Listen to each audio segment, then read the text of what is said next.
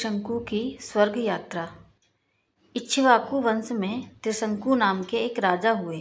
त्रिशंकु की इच्छा सशरीर स्वर्ग जाने की थी, अतः इसके लिए उन्होंने वशिष्ठ जी से यज्ञ करने के लिए कहा।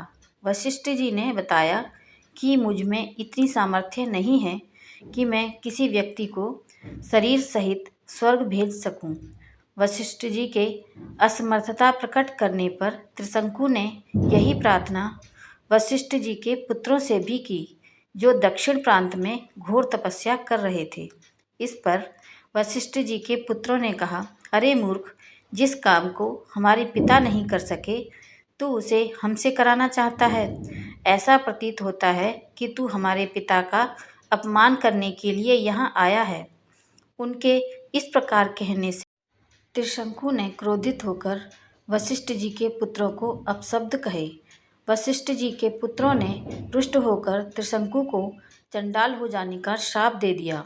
श्राप के कारण त्रिशंकु का सुंदर शरीर काला पड़ गया, सिर के बाल चंडालों जैसे छोटे छोटे हो गए, गले में हड्डियों की माला पड़ गई, हाथ पैरों में लोहे के कड़े पड़ गए। त्रिशंकु का ऐसा वेश देखकर उनके मंत्री तथा दरबारी उनका साथ छोड़कर चले गए। फिर भी उन्होंने सशरीर स्वर्ग जाने की इच्छा का परित्याग नहीं किया। वे विश्वामित्र के पास जाकर बोले कि ऋषिराज, आप महान तपस्वी हैं, मेरी सशरीर स्वर्ग जाने की इच्छा को पूर्ण करके मुझे कृतार्थ कीजिए। विश्वामित्र ने कहा कि राजन, तुम मेरी शरण में आए हो, मैं तुम्हारी इच्छा अवश्य पूर्ण करूँगा। इतना कहकर विश्वामित्र ने अपने उन चारों पुत्रों को बुलाया जो दक्षिण प्रांत में अपनी पत्नी के साथ तपस्या करते हुए उन्हें प्राप्त हुए थे, और उनसे यज्ञ की सामग्री एकत्रित करने के लिए कहा। उन्होंने अपने शिष्यों के द्वारा वशिष्ठ जी के पुत्रों सहित वन में रहने वाले सब ऋषि मुनियों को यज्ञ में सम्मिलित होने के लिए निमंत्रण भी भिजवा दिया। शिष्यों ने लौटकर बताया कि सब ऋषि मुनियों ने निमंत्रण स्वीकार कर लिया है, किंतु वशिष्ठ जी के पुत्रों ने यह कहकर निमंत्रण अस्वीकार कर दिया कि जिस यज्ञ में यजमान चांडाल और पुरोहित क्षत्रिय हो, उस यज्ञ का भाग हम स्वीकार नहीं कर सकते। यह सुनकर विश्वामित्र जी ने क्रुद्ध होकर कहा कि उन्होंने अकारण ही मेरा अपमान किया है। मैं उन्हें शाप देता हूँ कि उनका सबका नाश हो। आज ही वे सब काल पास में बंद कर यमलोक को जाएं और 700 वर्षों तक चंडाल योनि में विचरण करें। उन्हें खाने के लिए केवल कुत्ते का मांस मिले और सदैव कुरूप बने रहें।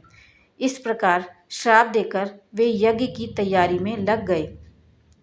सतानंद जी ने आगे कहा, हे राघव, विश्वामित्र के श्राप से वशिष्ठ जी के पुत्र यमलोक सिधार गए।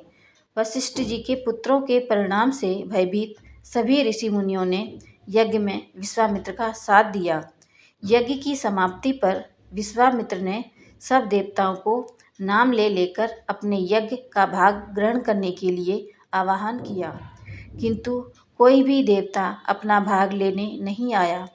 इस पर क्रुद्ध होकर विश्वामित्र ने अर्घ हाथ में लेकर कहा, हे त्रिशंकु, मैं तुझे अपनी तपस्या के बल से स्वर्ग भेजता हूँ। इतना कहकर विश्वामित्र ने मंत्र पढ़ते हुए आकाश में जल छिड़का और राजा त्रिशंकु शरीर सहित आकाश में चढ़ते हुए स्वर्ग जा पहुँचे। त्रिशंकु को स्वर्ग में आया देख इंद्र ने क्रोध से कहा कि रे मूर्ख, तुझे तेरे गुरु ने श्राप दिया है, इसलिए तू स्वर्ग में रहने योग्य नहीं है। इंद्र के ऐसा कहते ही त्रिशंकु सिर के बल पृथ्वी पर गिरने लगे और विश्वामित्र से अपनी रक्षा की प्रार्थना करने लगे। विश्वामित्र ने उन्हें वहीं ठहरने का आदेश दिया और वे अधर में ही सिर के बल लटक गए। त्रिशंकु की पीड़ा की कल्पना करके विश्वामित्र ने उसी स्थान पर अपनी तपस्या के बल से स्वर्ग की सृष्टि की रचना कर दी और नए तारे तथा दक्षिण दिशा में सप्तर्षि मंडल बना दिया। इसके बाद उन्होंने नए इंद्र की सृष्टि करने का विचार किया, जिससे इंद्र सहित सभी देवता भयभीत होकर विश्वामित्र से अन्याय विनय करने लगे। वे बोले कि हमने त्रिशंकु को केवल इसलिए लौटा दिया था कि वे गुरु के श्राप के कारण स्वर्ग में नहीं रह सकते थे।